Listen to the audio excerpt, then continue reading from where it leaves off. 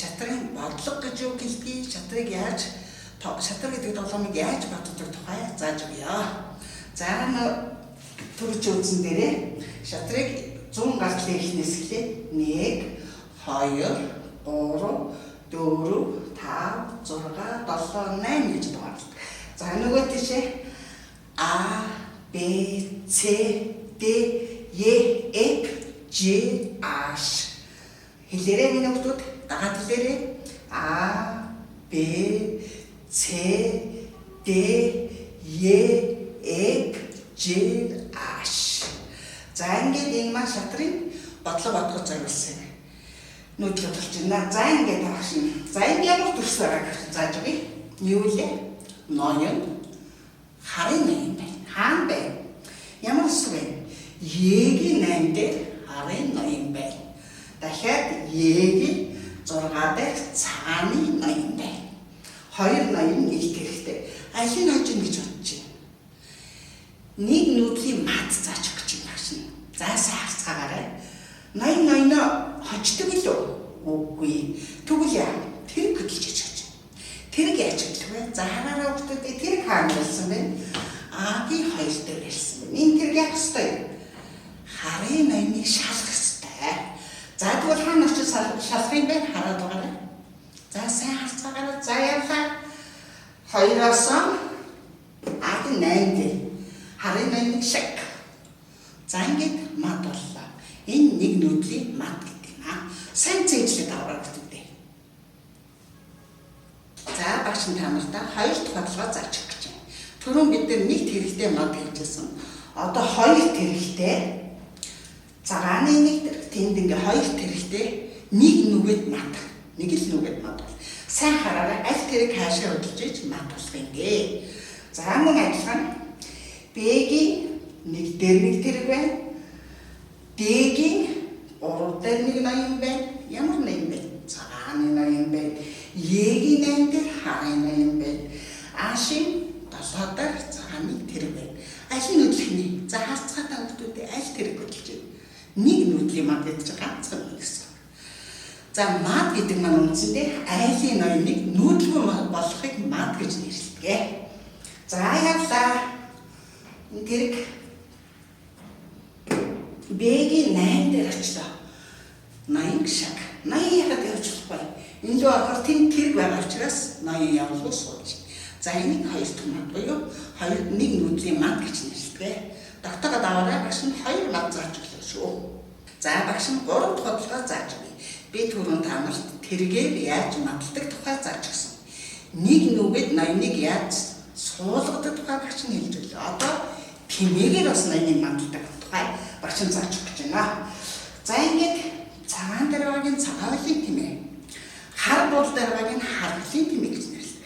За тэгвэл энд ноён цагаан хар хоёр хөлийн тэмээтэй байна. А нөгөө ноён ганцхан ноён л байна өөрийн алга. Тэгэхээр яг нь цагаан хажим гэсэн үг болох юм байна.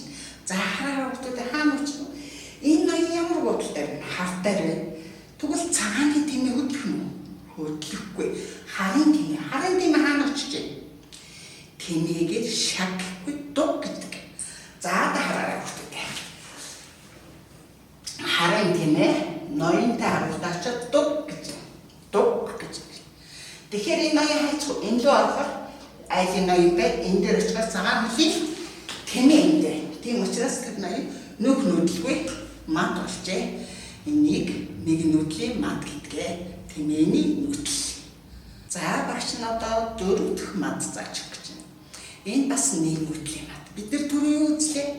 Тэргээр мадлсан, тэмээгээр дулаад мад болгосон. За тэгвэл одоо яах нь вэ?